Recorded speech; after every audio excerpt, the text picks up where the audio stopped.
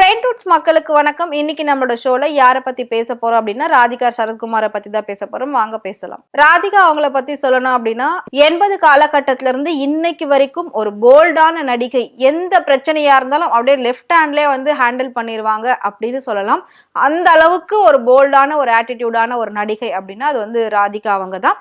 So அவங்கள பார்த்து நிறைய பேர் இன்ஸ்பயர் ஆவாங்க. அவங்கள நிறைய பேர் வந்துட்டு மோட்டிவேட்டா எடுத்துப்பாங்க. அப்படி இருக்கிற பட்சத்துல ஸோ இருந்தா ராதிகா அவங்கள மாதிரி இருக்கணும். அவங்க எப்பவுமே போல்டு. ஏன்னா ஒரு நடிகையா இருக்கும், நம்ம வந்து ஒரு பப்ளிக் கிட்ட போறோம், அவங்க கிட்ட பேசுறோம் அப்படின்ற பட்சத்துல ஸோ அவங்களுக்குள்ள அந்த ரெஸ்பான்ஸ்ன்றது எப்பவுமே நம்ம மேல மரியாதையா அவங்க நம்மளை பார்க்கணும் அப்படின்னு நம்ம நினைச்சு ரொம்ப கான்சியஸாவே எல்லா விஷயமும் பண்ண வேண்டி இருக்கும். ஸோ ரொம்ப ஃபோக்கஸ்டா நாம இருக்கிறதுனால எல்லா விஷயமும் ரொம்ப கான்சியஸா யோசிச்சு பண்ண வேண்டி இருக்கும் பப்ளிக்கை பொறுத்த வரைக்கும். ஆனா ராதிகா வந்து அவங்களுக்கு எது சரி அப்படின்னு படுதோ அதை மட்டும்தான் செய்வாங்க. அது வந்து பப்ளிக்கு அது கெட்டதுன்னு பட்டா கூட அதை அவங்க மாத்திக்க மாட்டாங்க. என்னோட மனசுக்கு இது சரின்னு படுது, நான் இப்படிதான் செய்வேன். இந்த ஸ்டேஜ்ல நான் இதை பேசினா எனக்கு சரின்னு தோணுது, நான் பேசுவேன். அதுக்கப்புறம் அதுல என்ன பிரச்சனை வருதுன்றதை அதை நான் ஃபேஸ் பண்ணிக்கிறேன். அதை பத்தி நீங்க கவலைப்படாதீங்க அப்படின்னு சொல்லக்கூடிய ஒரு போல்டான நடிகை.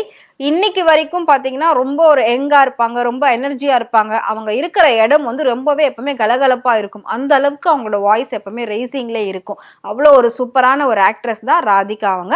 அந்த அளவுக்கு மாநிறமா இருந்தாங்க. பொதுவா வந்துட்டு ஒரு நடிகை அப்படின்னா வெள்ளையா இருக்கணும், ஹைட்டா இருக்கணும், ரொம்ப லீனா இருக்கணும், இந்த மாதிரியான ஒரு சில குவாலிஃபைடான விஷயங்கள் இருக்கு. பட் இது எல்லாத்தையும் மாற்றி அமைத்த ஒரு நடிகை அப்படின்னா அது வந்து நம்ம ராதிகாவை சொல்லலாம். கருப்பா இருப்பாங்க, கொஞ்சம் ஷார்ட்டா இருப்பாங்க, கொஞ்சம் வெயிட்டாவும் இருந்தாங்க. அந்த காலகட்டத்துல அவங்க அப்படிதான் இருந்தாங்க. இருந்தாலும் தன்னோட நடிப்புன்ற அந்த ஒரு திறமையை காட்டி இன்னைக்கு இந்த அளவுக்கு வளர்ந்து நிக்கிறாங்க. ஒரு உச்சக்கட்ட புகழ்ல இருக்காங்க அப்படின்னே கூட சொல்லலாம். 80கள்ல ஹீரோயினா பண்ணாங்க. அதுக்கப்புறம் 90கள்ல பாத்தீங்கன்னா சீரியல்ல ஹீரோயினா பண்ணாங்க. அது மூலமா இன்னும் எல்லார் வீட்டுக்குள்ளேயும் அவங்க வீட்டு ஒரு பெண்ணா பார்க்கப்படுற அளவுக்கு ஒவ்வொரு நாடகமும் அவ்வளோ சூப்பரா இருந்தது. அவ்வளோ ஒரு குடும்ப பாங்கான கதைகள்ல அவங்க நடிக்க ஆரம்பிச்சாங்க.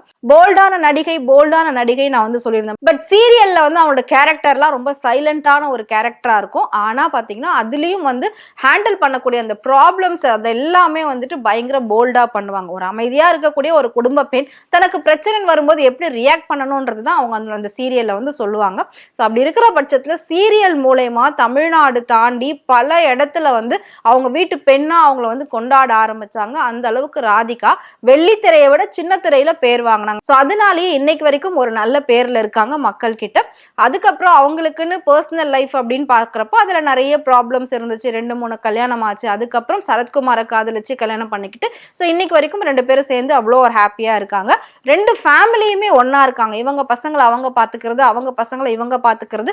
ஸோ டோட்டலா 2 ஃபேமிலியுமே ஒன்னா இருந்துகிட்டு இருக்காங்க. யாரும் எந்த ஒரு வேறுபாடும் பார்க்காம, எந்த ஒரு பாகுபாடும் பார்க்காம நல்லபடியா குடும்பத்தை நடத்திட்டு வந்துட்டு இருக்காங்க. ஸோ அரசியல் வாழ்க்கை இவங்களோடது அப்படின்னு பாக்குறப்ப இவங்க ஒவ்வொரு கட்சியா மாறி மாறி வந்துகிட்டு இருந்தாங்க. இவங்களே ஒரு கட்சி வச்சிருந்தாங்க. ஸோ அதையும் வந்து காணாம பண்ணிட்டாங்க. அதுக்கப்புறம் இன்னொரு கட்சியில போய் சேர்ந்திருக்காங்க. இப்போ அது வந்து அப்படியே ஒரு அளவுக்கு ரன்னிங்ல இருக்கு. பெரிய அளவுல இல்லை அப்படின்னாலும் ஒரு பேருக்காக அவங்க அதுல இருக்காங்க அப்படின்னே சொல்லலாம்.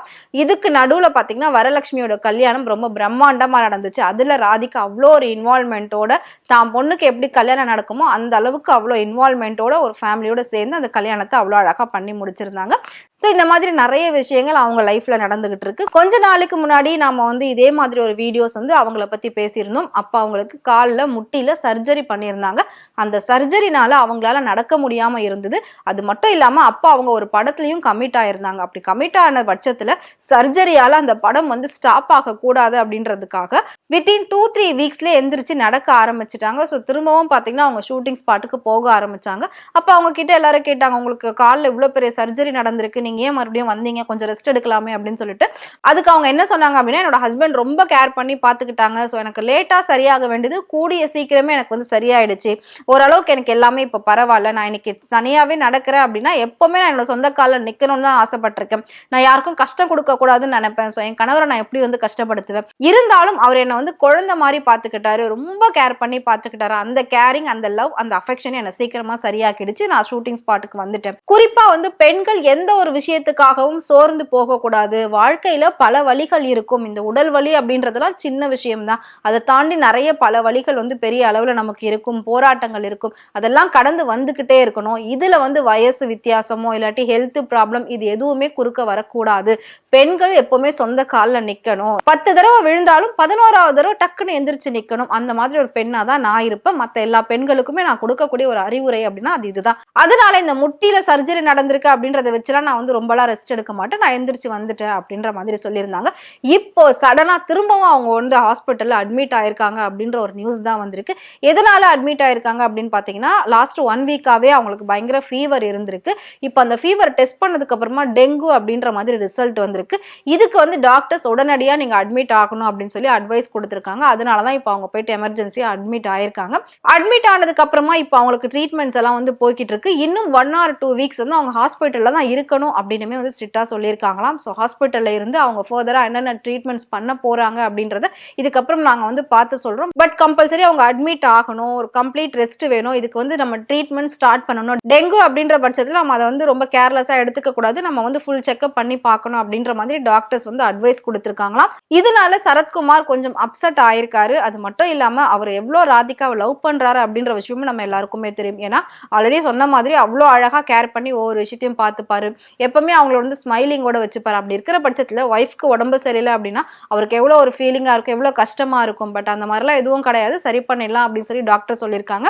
இப்போ அவரே கூட்டிட்டு போயிட்டு அட்மிட் பண்ண வச்சு கிட்ட இருந்து நான் பாத்துக்கிறேன், இனி நான் எங்கேயும் போக மாட்டேன் அப்படின்ற மாதிரி சொல்லியிருக்காரு. அதாவது வேற எந்த ஷூட்டோ இல்ல வெளி வேலைக்கோ நான் போகல, உன் கூடவே 1 வாரமோ 2 வாரமோ இந்த ஹாஸ்பிட்டல்ல இருக்க போறேன் அப்படின்ற மாதிரி சொல்லியிருக்காரு. ஸோ அஃபிஷியலா அவர் என்ன சொல்லியிருக்காரு அப்படின்னா, டெங்குனால நாங்க அட்மிட் ஆயிருக்கோம், 1 வீக்கா ஃபீவரா இருந்தது, ஸோ இதுக்கப்புறம் இன்னொரு 1 வீக் இங்க நாங்க அட்மிட் ஆகி ஃபுல் செக்அப் பண்ணி ட்ரீட்மெண்ட் பார்த்துட்டு வீட்டுக்கு வந்துருவோம் அப்படின்ற மாதிரி சொல்லியிருக்காங்க. ஸோ கூடிய சீக்கிரம் ராதிகா குணமாகி திரும்பவும் நல்லபடியா வரணும் அப்படின்னு சொல்லி நாமளும் வந்து வேண்டிக்கிறோம். இதே மாதிரி அவங்க ரசிகர்களும் சீக்கிரம் குணமடையணும் அப்படின்னு சொல்லி எல்லாருமே கேட்டுட்டு இருக்காங்க, சொல்லிட்டு இருக்காங்க. நிறைய இன்ஸ்டா போஸ்ட் எல்லாம் போட்டுட்டு இருக்காங்க.